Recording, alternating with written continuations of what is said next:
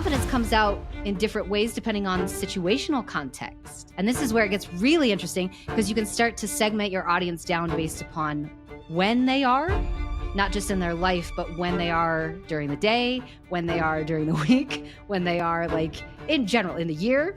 You can start to make some good judgment calls and build a strategy around their language that tells us a lot more about when they need to hear what we're trying to push for. So that's a little on the NLP side. On the opposite side, the core piece of it, now the CIM that I currently use, which is Core Identity Map, this one in particular pulls out the identities. What I'm really trying to do is understand who's in here, who's in the room that we're marketing in, what are their identities attached to, who's influencing those identities, and specifically which like generation are they a part of, so I can start to kind of build a map around here's the brand, here's the actual identities that exist in here, and can we map it? They have a hard time identifying different emotional triggers for their brand, or if you're an agency or freelancer watching this, maybe for their clients' brands. You don't have to be a bad common enemy, but having something that you stand for and believe in, because there's always people who are going to align with you at an emotional level that think about this. I'm constantly just like, what are we going to deal with this week? We'll see. Yeah, it's great, part of the game to deal with sickness in kids. I feel like that's all. And then Chase, your kids are still just a little young right now, but just wait till they really go to school. It's game over. They bring everything home, everything terrible home. Oh, it's already started. I can't imagine it getting any worse. Oh, preschool seems to be the worst for us. Like those little preschool ages everything just comes home.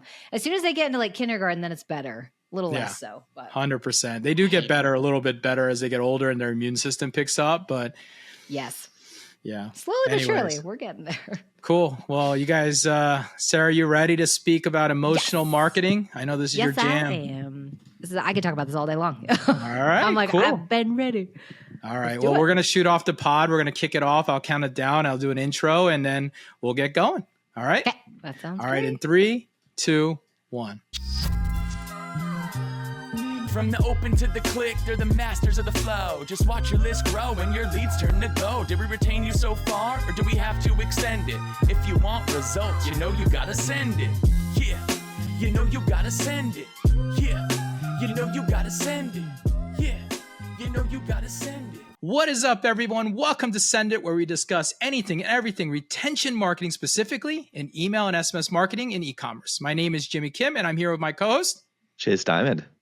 Chase, we're back here. Episode 26, emotional marketing in email and SMS, tapping into psychological triggers. And we have a very special guest here today, Sarah Levinger.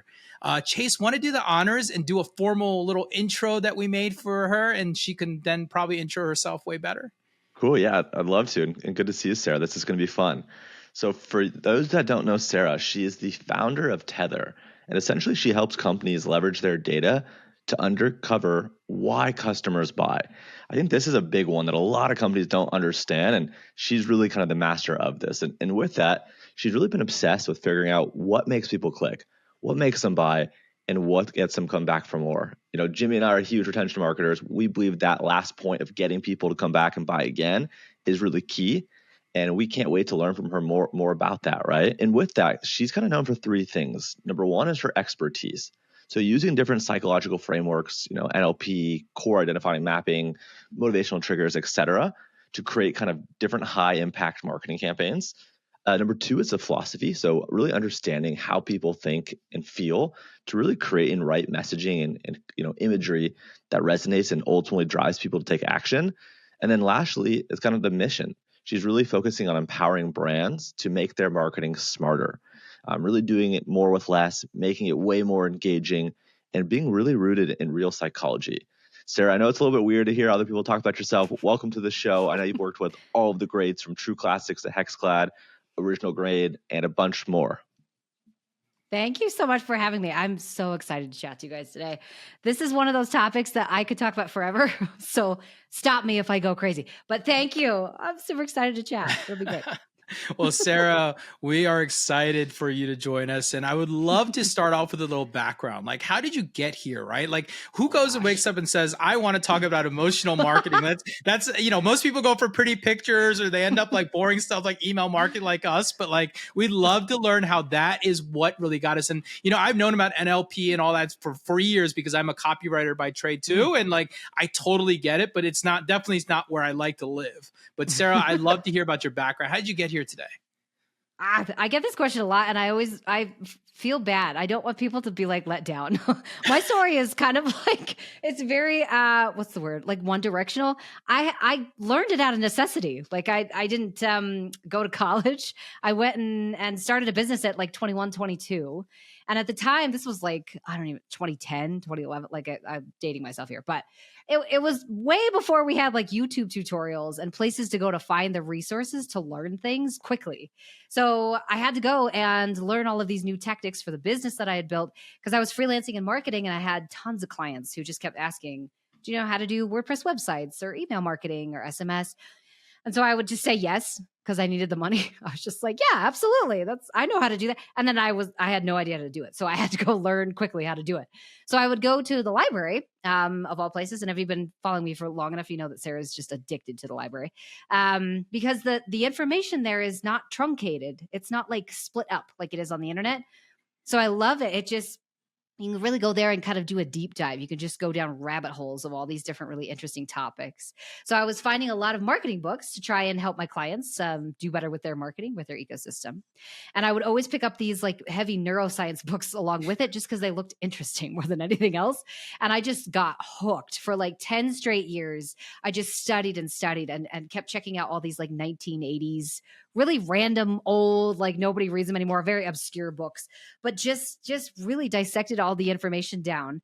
And then in 2020 or like 2019, 2018, somewhere there, I fell into paid advertising out of necessity as well.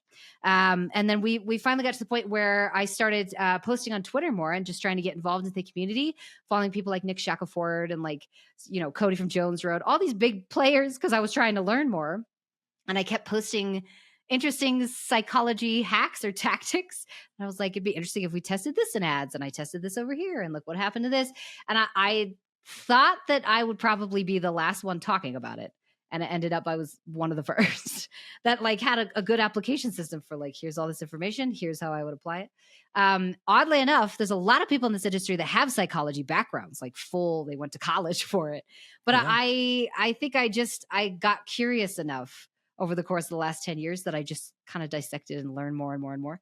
And that's kind of how I got to here. So no, that's super cool. And I think, you know, we all become experts in different ways, right? And I think that necessity of money, that's always a start, right? Like, and then secondly, like we all learn that you want to differentiate yourself and learn something different and unique. And you learn into it, and now you're the psychology or the emotional marketing girl in the market. And, you know, once you're pigeonholed, you're in there forever. I mean, that's why I'm at 17 years in email now. Like, I also didn't finish school, and, you know, I didn't know what I was going to do, and who would have known? But the idea for me when it was email was very simple. It was like, wow, is it so cool that you have this list and you send them something and then you make money? And that idea just always fascinated me, that there would be people, and obviously we do it every day, but people who will wait for your email, get your email, click on your email, make a purchase off your email, and you make money off of it.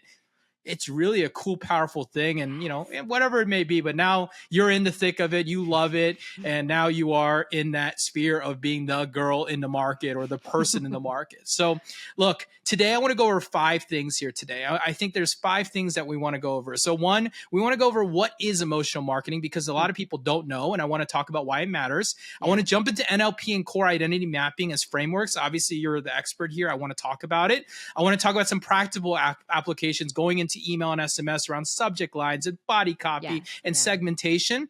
I also want to go a little bit into the ethical consideration, because people do say like, oh, you're convincing people and tricking them. Well, let's talk about it, because I think there is a real way to keep your brand authentic. And last but not least, I really want to talk about actionable steps that we can share with the listeners, things that they can go off and do one little thing, right? Like my goal on these pods is we're going to teach you a lot of stuff, but really if you can walk away with one small little thing, go apply it to your marketing and so forth. So Sarah, I'm going to start off with the first and biggest question. What is emotional marketing? Why do emotionals drive impact and, you know, over pure logic ultimately? All right, I know you're enjoying this pod, but I wanted to stop you just for 30 seconds and tell you about something very special that Chase and I have been working on. Between the two of us, we have over 20 years of experience in email marketing. And when we teamed up to do this pod, we realized we had even a bigger opportunity to put our minds together and create a certification program that takes our 20 years of knowledge and share it to the world. And that's why we created Ecom Email Certified, an end-to-end course and certification program that's designed to take anyone, regardless if you're a newbie to an experienced marketer, founder, executive, agency marketer, or any other marketing professional, to teach them everything we know about email and SMS marketing. From deliverability to AI to copywriting to design to strategy, we cover it all. It's loaded with 175 plus modules, 25 hours of education combined with quizzes and community, all designed to educate, test, and certify you as a full-fledged email marketer for e-commerce. And since you're listening to this pod, we want to reward you for your loyalty. So we're going to give you a coupon for $100 off this certification. Jump over to ecomemailcertified.com. Use coupon code SENDIT, that's SCNDIT, no space. Join our certification program today. Now back to your pod. Yeah, I think this is a really good core question to ask, especially right now, because we're seeing this giant AI boom and everybody's shifting over to using these brand new tools who are really good at mimicking this emotional marketing. I think there's a good solid definition that we could put down just up front, that emotional marketing really is connecting with your audience on that deeper, more contextual level. So emotional marketing has to do with, can you connect to someone's experience better than your competitors can? And I say experience and not necessarily their problem, because if everyone's going after problems, then nobody's really speaking to anybody. We're all kind of going after the same problem in the same frame, if that makes sense. Yep. So I like emotional marketing because it directly ties to a human experience. So great example of this. My husband is a beer league hockey player and just obsessed with it. And all he does all day long is just like constantly chat with his bros, and he's like planning things out. I don't even know. He does the hockey things. Now, the interesting part is, because of this, he also watches television shows that are related to like beer league hockey. And if you know what Shoresy is, you know what beer league hockey is like. He also reads a lot, like lots of articles on this specific like piece of his life. He's also actively involved in a bunch of online communities. I mean, the guy is just plugged in everywhere, and his experience, the actual context of what he wants to do with this specific piece of his life is built on all the places that he's plugged in. So I think emotional marketing comes down to, again, how well can you plug into the entire experience of that person's world and not just like one specific problem. Love that. Follow-up question then for you. In your kind of mind and kind of with what you do, what do you feel is like the really big difference between emotional hooks and then kind of more like manipulative tactics, right? So how do you stay ethical essentially? Yeah. So I find a lot of brands struggle with this because they think that if I use psychology hacks or psychology tactics, that I'm going to automatically be manipulating people into doing whatever I want them to do, which again, we as marketers, we are here to be persuasive. Like, this is growth, this is paid. I work primarily on the paid side. We have to be persuasive. That's a part of the game, and that's a part of our business because we have to make money to grow. But on the opposite side of that, I always like to follow up their question with a question, which is, okay, which psychology tactics are you already using? Which ones do you use that you don't know you're using? I would so much rather be very careful about the psychology that we are aware of and use it very carefully so that we're not activating people in a negative way. Because again, we don't want to trigger people into feeling negative emotion in ways that would damage them or hurt them in any way, shape, or form. But we do want to be very selective about the psychology tactics that we do use. So ethically speaking, I think it's incredibly important to select your psychology tactics carefully and use them in a way that helps people understand why you are the better option as a brand or as a business, and not use them just to trigger people's emotion and to try and make them feel bad about themselves to force them into a decision. That's the worst way to use this. selective. 100%. Very I good. love Yeah. that. That's a great explanation, actually explaining that. And I think that leads us right to that next question around psychological frameworks and stuff. So there's two of them, right? There's NLP, which is how language Yes. patterns can influence the Mhm. subconscious response. That's what I love. I also studied it back in like 2010 when it was very early and everyone talked about it. Like if you wanted to be a copywriter, you had to learn NLP. That was like it. Yeah. And then there's also core frameworks, which is understanding fundamental that motivates an audience, right? Which is a little bit Yes. different from how you speak to them, right? Can you tell us about both and how you use those to inform people Yeah. and, when you're working on email and SMS design? Yeah. Yeah. I use a lot of different like psychology models, psychology frameworks to try and pull out these kind of emotional motivators and these more like identity focused motivators. NLP is a fantastic one. And there's two lines to NLP. There's natural language processing, which is what the AI LLMs are good at, meaning we take down a big chunk of data and we go through it, we comb through it, we pull out basically like keywords and phrases, and then we'll tell you exactly what we see, a summary of everything that's in there. There's also neuro-linguistic programming, which is like completely different. And that one has to do really more with like understanding how emotions get processed through the brain on a language level. And I think both are kind of important. I typically use natural language processing with the AI. And that one is fantastic because it'll take down the data you already have, like reviews, emails, transcripts, quizzes, those type of things. And it'll give you a good summary for like, this is what we see just based upon the words that are being used. And I think most brands typically know how to do this, at least at the lower like base level. But the interesting thing that you can do with NLP work, the natural language processing work, is you can throw this into chat and you can start to have it pull out specific things for identity in particular. But like, let's branch out beyond just one level deep of emotion, if that makes sense. So usually brands will stop at, well, the NLP told me, or the AI told me that our customers want to feel confident. And then they'll stop there. They won't go any deeper than that. Whereas confidence, depending on which context you're in, going back to my husband, like if he's in beer league mode, his confidence is going to come out different than it does when he's with his family or when he's with me or when he's like making a presentation at work.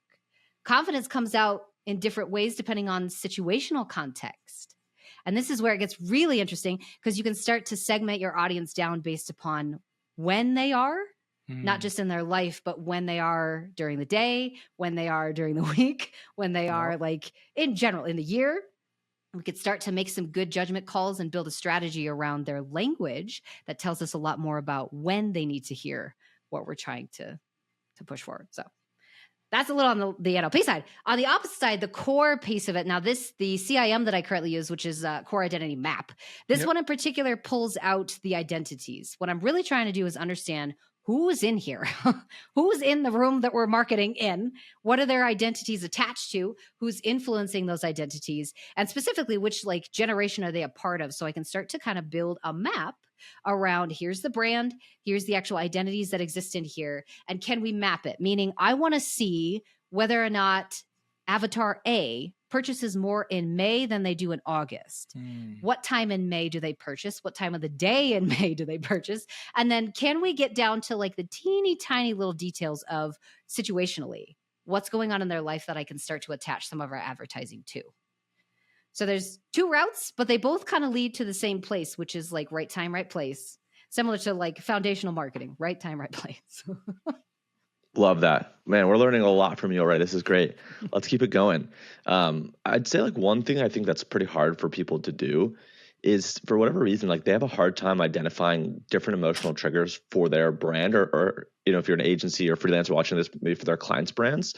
So in your mind, like for e-commerce in particular, like what are some of the kind of common triggers that people should be focused on, right? FOMO, belonging, social proof, etc. Yeah. I think this one's difficult to pin down for like across the board, just because depending on the brand, you're going to have a very different industry, very different type of person, very different customer you're bringing in. But in general, there's usually about 4 different what we call mental heuristics or like shortcuts that the marketers know how to use, which is typically urgency, scarcity, social proof, and authority proof. Those 4 are used in almost every single industry, every brand, every market I've ever worked in. And it's interesting because, again, that's like one level deep. We want to go like 17 levels deep to be able to get better connected with our customers, better than our competitors can connect to them.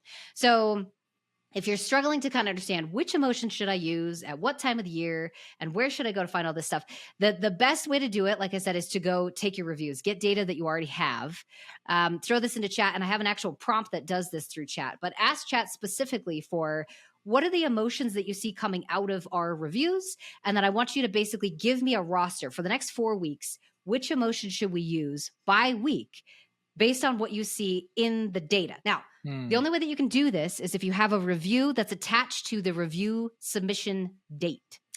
Even better if you can get your reviews and the review submission date and your Shopify data, so you can like cross-reference all of these crazy webs.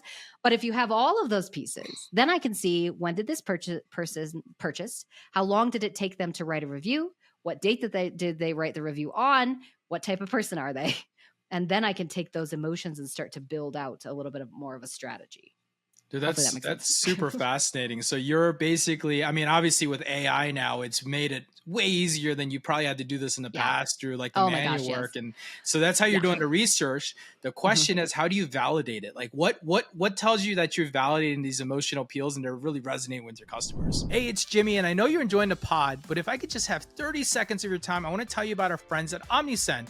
OmniSend is an all-in-one SMS marketing automation platform built specifically for e-commerce brands. They make it super easy to engage with their customers, drive repeat sales, and create those seamless, personalized experiences we're always talking about. One thing I love about OmniSend is they're trusted by over 125,000 e-commerce merchants worldwide, and their users absolutely love them. With a 4.8 star rating with over 5,800 reviews on the Shopify App Store, it's an obvious choice for your email, SMS, and push notification needs. In fact, Chase and I are in the process of moving Chase's newsletter, and their support team has been fantastic.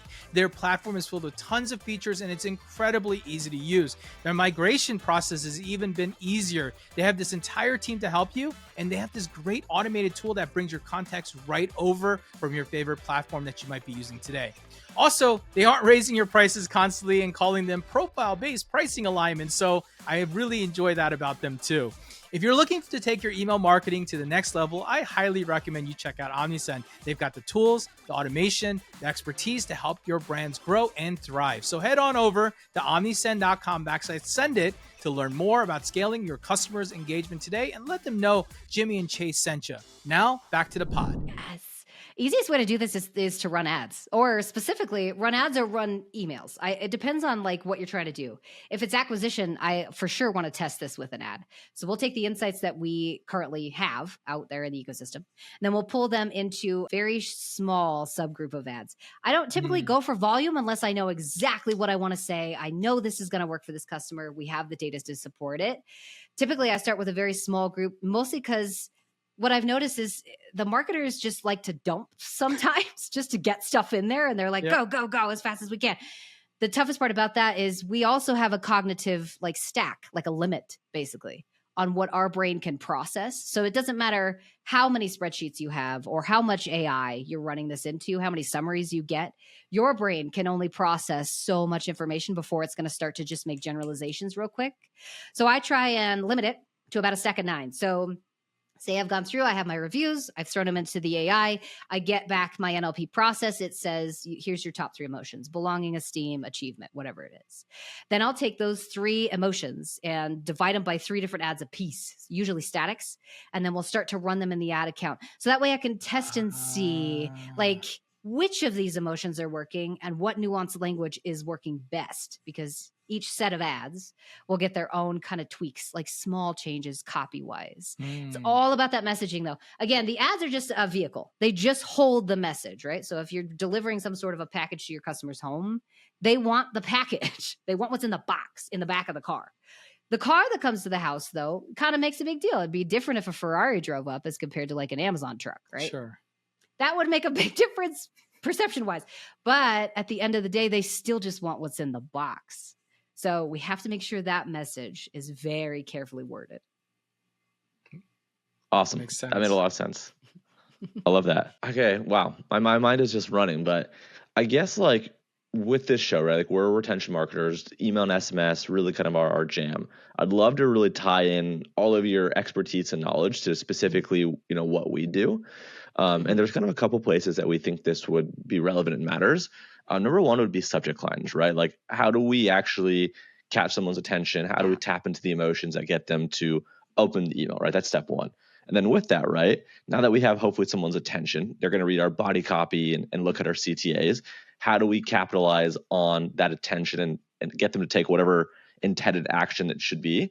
And then segmentation. So it would be great if you don't mind talking about like how you look at these kind of 3 different sections or variables, and then how you would approach them.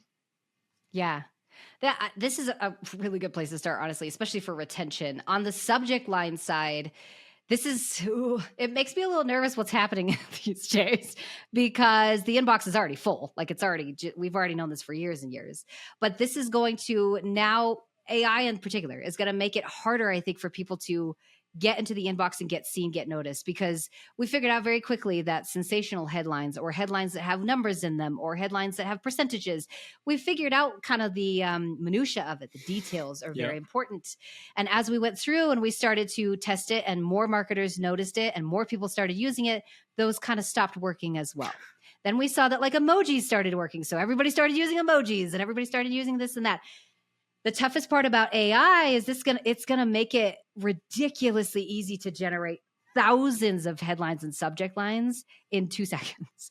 So the best thing that I have seen work for the brands that currently work retention with me, most of them are running headlines that are either gamified, meaning we are showing them some sort of an action that they can take that'll be fun to engage with, or they're highly situational. Like very, very targeted to what that person's currently experiencing. And I'm not talking just like, are you a new mom? Check out our baby gear. That's too generalized. I'm talking about the phrasing of it that says like, you don't have to be everything to this baby. You already are everything, right? Obviously this is too long, but like, you don't have to be everything. You're already a good mom, and leave it at that. So highly like deep emotional work on that side. Incredibly important because the inbox is just going to get full of AI generated stuff and the consumers will know. I tell you, marketers ruin everything, Sarah. That statement holds more true than ever and continues to hold true. I hate that, but I love it. But it's like, you know how it is, right? One person cracks it, then they got to go tell the world because we're marketers and we can't just hold it and keep it for ourselves. We tell everybody and everyone else does it and they ruin it. And there's so many things that we've seen become trends. And then like, like let's just say simple, a pop-up, a spin the wheel pop. Remember, I think it was like 2017 when that thing came out from Wheelio. It was the hottest and greatest thing in the world. And now you saw it for a period, every store had it. And now you rarely see it. And it's kind of fun again because no one's using it again. So it's kind of interesting how that happens. All right. I want to flip over to the ethical side because I know people here and they're like, whoa, well, you're using psychological to, you might be affecting the customer's respect and trust and all that stuff. Did you think about, what do you think about this? Like, how do you ensure your campaigns would still align to like the brand values and don't feel exploitative? Yeah. This is going to sound weird, but I rarely run ads that really talk about problems or solutions at all. Okay. And this is on purpose because again, I'm trying incredibly hard not to trigger people in a way that would like cause anybody pain, mostly because it just hurts Sarah, but also because like I have to be incredibly conscious of the laws that are in place. There's specific, I can't even remember his name. He's a really good lawyer in the DC space though that I follow constantly. Do you know what I'm talking about? Yeah, Rob. I know what you're talking about. He talks about all sorts of Rob. Yeah. Rob, that's Thank it. You. Yes. Yeah. Shout out to Rob because we need more of you, Sarah. Like, ooh, there's some things that I've learned from him that are like, I had no idea that you had to have, for instance, you had to list a price of a product for 90 days at least before like subject to a discount for it to be legal. Like you have to have it for at least a long period of time. I think it was 90 days. I'd have to double check. I never knew that before either. You can discount. Otherwise, somebody can come on and say this discount is just for discounting purposes. It's not an actual discount. So stuff like that. And this is why. Go follow D2C lawyers because they're fascinating. But those are the type of things that I keep in mind as I go through and start to generate all of my material. So I would rather go after a marketing tactic similar to like the man your man could smell like. Remember the guy that was on the horse and he had like the Old Spice guy? Yes, I would rather go that direction. I'd rather go Duolingo Bird. I'd rather go Liquid Death. Like I'd rather go after marketing that just connects with someone's identity because one, it injects more loyalty, longer LTV, like better LTV over time. But two, it makes it so that I own an entity that cannot really be subjected to any sort of like legal issues, because all I'm trying to do is generate something fun, just good content. Now, tactically, when that comes into ad accounts or SMS or email or whatever it is, what I usually do is, again, go after whoever the identity of the person. So if it's a beer league hockey player, I'm going to throw things in there that Shorzy would probably say, because that's an incredibly like deep show in that particular realm. What's up, guys? Real quick, I need just 30 seconds of your time. You already know that personalization is the holy grail of retention marketing. It's that unicorn that we're all chasing. No pun intended. But let's face it, time, resource, and nonstop content changes can make it incredibly difficult for any retention marketer to create real personalization. Well, not until today, that is. I'm really excited to share that Nacel's new AI-powered product recommendation solution is here. And this AI-powered suite goes way beyond basic customers also bought recommendations. It actually analyzes the entire customer journey. Yes, that's right, from first click to checkout. So you can deliver hyper-relevant experiences to each of your customers. Okay, let me make this super simple for you so we're on the same page. So basically, their AI is going to analyze each customer's complete product journey. It's going to create a product collection to automatically push into your email marketing campaigns, which is going to generate a dynamic landing page with those exact personalizations and those exact recommendations. This is going to create a true unified personalized experience at scale. And merchants can transform their ecom store with AI-powered product recommendations that understand their customers' actual behaviors, not just their purchases. So if you're an ecom brand hungry for next level personalization, the ones that you always hear people talk about, but they don't actually give you a tool to use, now you have one. You have to check out Nacel's new AI-powered product recommendation today and let them know that Jimmy and I sent you. Now, back to the pod. And I would make references to things that are out on the ice. Chirp. I don't know if you guys know what chirping is. Like if you chirp on the ice, it's typically like a dig. Like you're just like making fun of people on the ice, but they call it chirping. I had no idea this was a thing. I'm not hockey. My husband's hockey. But in general, that's something I can put directly into an ad headline or an email headline and just say like, give us your best chirp. Let's see it, right? Get someone to open it because it aligns with their identity and not just it's a discount or there's an emoji in it or there's a percentage in here. Those tactics will still work. They're still going to work. It's not like they don't work at all. However, I'm trying to stand out. I'm trying to be different. I'm trying to completely separate myself from the entirety of everybody else that's also in that email inbox. So ethically, you got to be creative. Be more creative with it. And then you'll definitely be able to pull yourself out of just being like yicky with it, if that makes sense. That's awesome. That makes total sense. Yeah, this is cool. I guess like the next thing, I think it'd be helpful to kind of pick your brain on, do you mind sharing like any exercises for identifying kind of your brand's emotional DNA? Are there like any brand kind of archetype quizzes, audience surveys? Like what are your recommendations here? I have one, but it's a prompt. So I have something that we run at Tether called the Brand Personality Engine.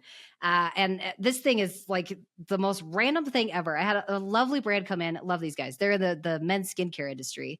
And they were struggling really because they were brand new to the space and they're competing with like Dr. Squatch. Like they're competing with these giant brands that is pretty difficult to get like visibility with, right? Yeah. So I told them, I could probably come up with basically a quiz for your brand to try and figure out who you are underneath all of this. Because half the time, and I struggle with this in my own brand, half the time we get so, I don't know, like into shiny objects. We just like pivot based upon what our market's doing. And we have to, like, it makes sense. However, the core message of who we are as a brand should never, ever, ever, ever change. That has to stay the same in any capacity. And the interesting part is most people know how to build a personal brand, but they don't remember that you can take everything you know about building a personal brand and just apply it to an actual brand. So the Tether Brand Personality Engine, the BPE, starts with having people identify who they are not. Because I think we start backwards. Oftentimes when we talk about brand values, mission, vision, those type of things, we always go positive with it. Who are we? Who do we want to be? What do we want to put out in the world? That's so vague, though. Very difficult for people to understand, like, what do I do with that? Tactically, how am I supposed to like put that in an email? It's easier if you can say, we are not this XYZ. We are absolutely are not going to be this brand. If you're this type of customer, we're just not for you. if you're this type of person or you align with this type of thing, we're just not for you. So for this like skincare brand, I wanted them to kind of go after the fact that everybody in your space is very masculine. There's a lot of like mountain scents Sure. and like pine needles and like a lot of like very built dudes with like, their wives with them, whatever it is. You guys are very like clean cut, very much like we're just like a dude's brand. We're just like bros brand. Like I don't really need to like take my shirt off to show everybody the benefit of what we have. Right. So, and they resonated with this deeply and they were like, how do we communicate that then? So then we built a strategy and a plan for specifically two things. One, I gave them an enemy. So I told them, if everybody in your industry is this masculine, very forward, very like driven, kind of heavy, we need to go the opposite, which is very chill, very mellow, very calm, and give you guys something to fight. Now, I'm trying to think of a brand that did this recently. Well, Liquid Death comes to mind all the time just because they're very good at what they do. But Sure. that brand, very like skull, like heavy, black, all kinds of crazy stuff. Sure. They sell water technically, but emotionally, they're selling more of like misfit, right? Rebelliousness, like a little bit of this like anarchy kind of a thing against the grain of the corporate kind of machine. Because they sell that, their TAM is massive because they identity align with so many people. So very easy to do this. First thing you start with is try to figure out who you are not, who you are against. Give yourself an enemy. Align with something that's like, we just aren't this, right? That way people can align with you as well. And then the last piece on here, you're going to have to try and figure out how to communicate that.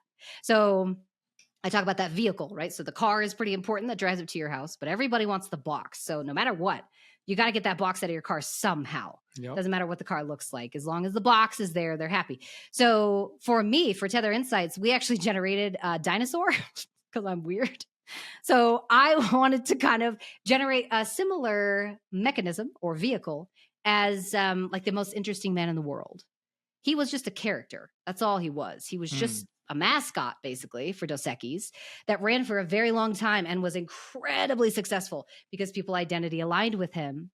And all he was just a vehicle to drive the message. That's all he was. So my vehicle is now this tiny little red dinosaur who's British and snarky and like kind of like like likes to dig on brands a lot.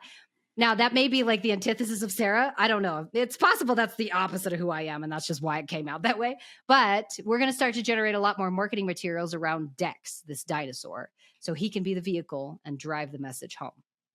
Dude, I love that. That's such a good explanation of like how you kind of set your brand up. And I talk about this too a lot around like you always have to have a common enemy, even if it's not like a bad thing, right? You don't have to be a bad common enemy, but having something that you stand for and believe in, because there's always people who are going to align with you at an emotional level that think about this.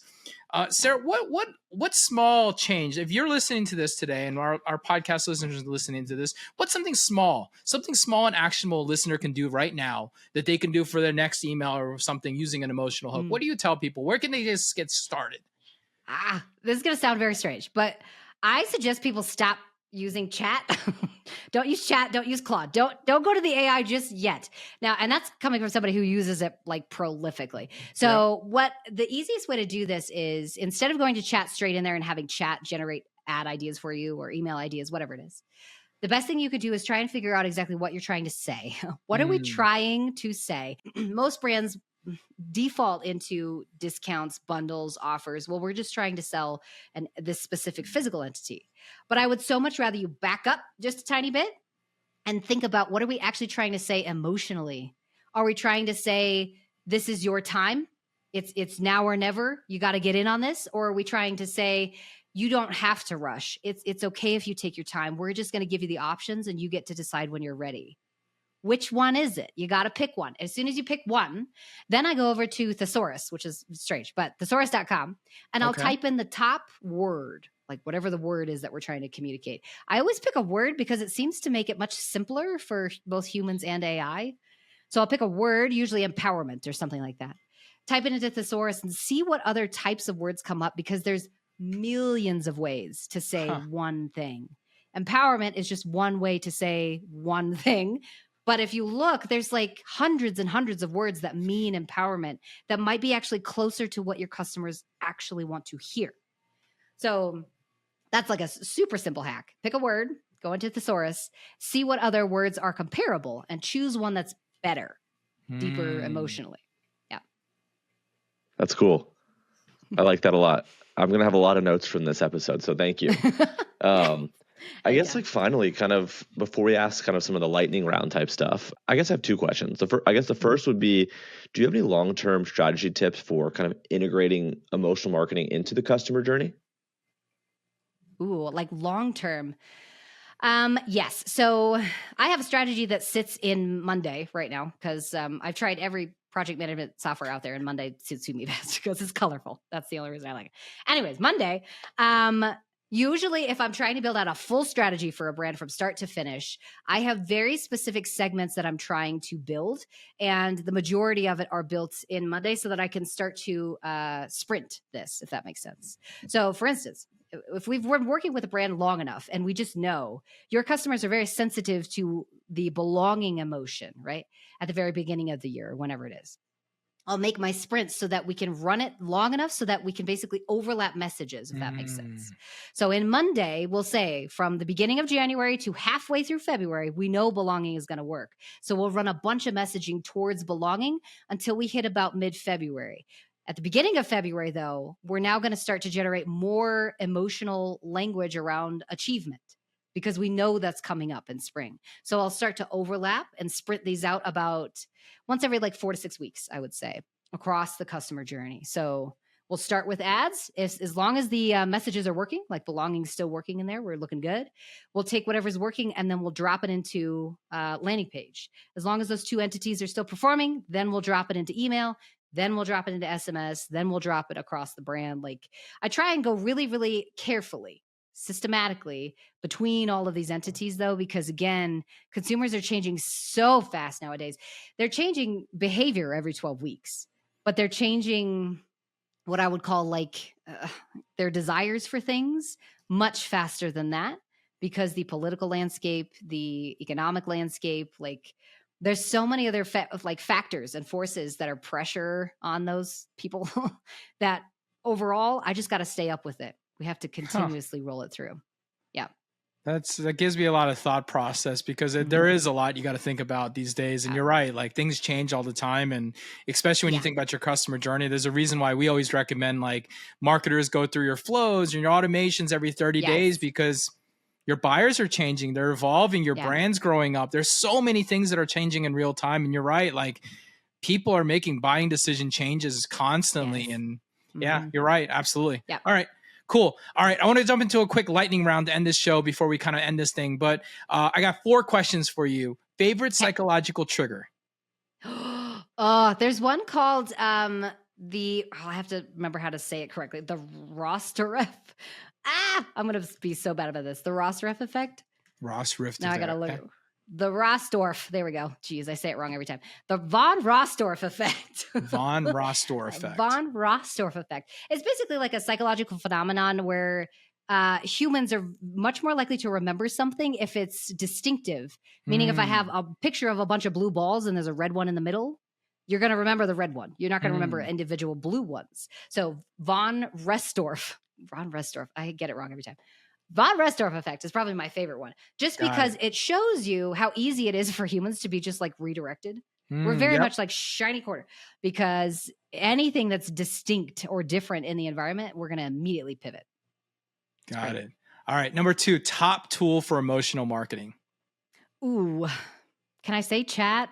Yeah, it's fine. If that's what you use, it sounds like you do.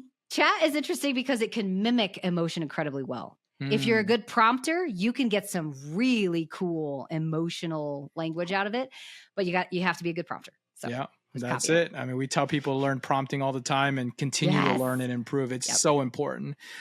Number 3, the most underutilized tactic in e-commerce right now.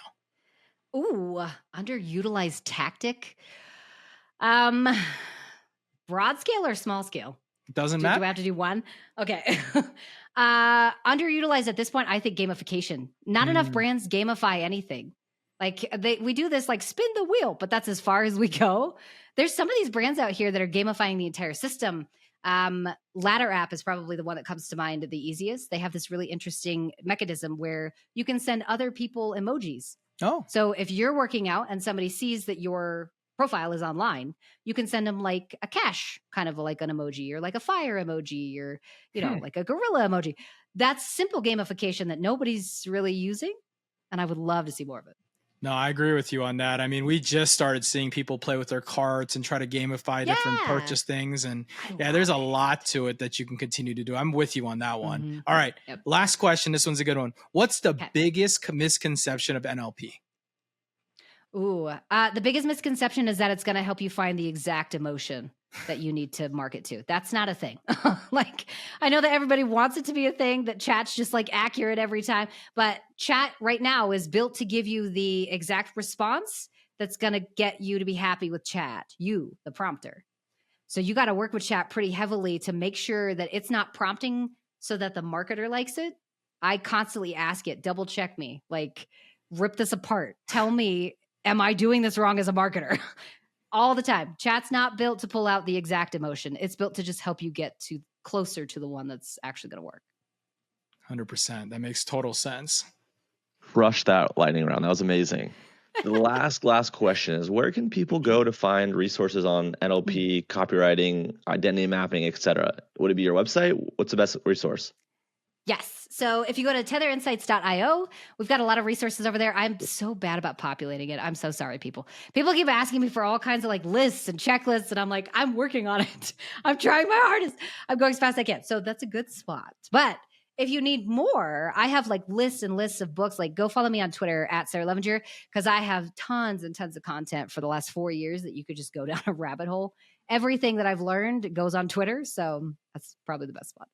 I love that. So we'll put those in the show notes and our links and all that stuff. So if you want to follow Sarah, learn more, go to our website. We've got them in the show notes too, in case you missed that. With that, well, thank you, Sarah. That's a wrap here today. Episode 26, Emotional Marketing in Email and SMS, Tapping into Psychological Triggers.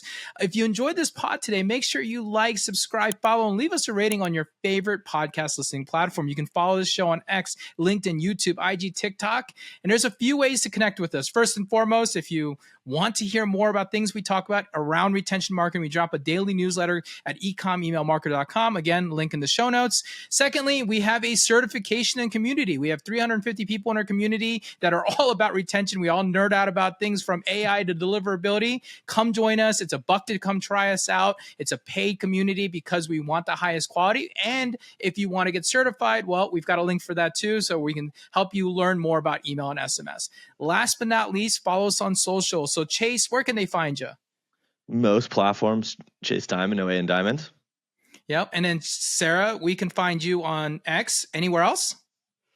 Basically everywhere you consume content, but I'm not very good at posting on TikTok. Sorry. Okay. So she does everything but so X, LinkedIn, I guess, right? You're on there. You can go to our website at tether.com too as well. Is it tether.com or IO?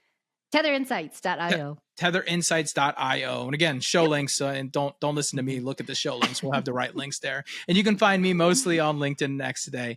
With that, next week, we are back with episode 27. We're going to be talking about seasonal strategy, how to plan your year-round retention campaigns when there's not a holiday around. With that, thank you guys all for being here. Sarah, Chase, as always. Thank you. We'll see you next week. Cheers.